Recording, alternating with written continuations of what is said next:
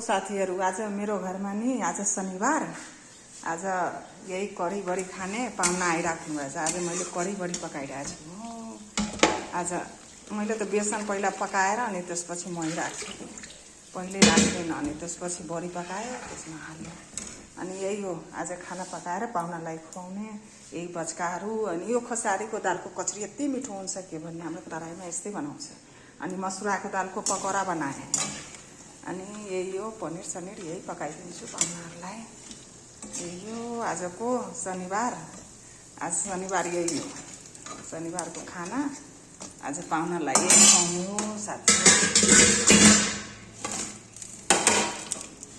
यस्तै हो कढीबडी, म त पकाउने कढीबडी यस्तै हो। खै कस्तो हुन्छ, राम्रो हुन्छ कि हुँदैन। म कढी पकाउने यस्तै हो, तर राम्रो मिठै हुन्छ। यस्तै मकायो भने हेर्नु न पकाएर कस्तो मिठो हुन्छ कढीबडी।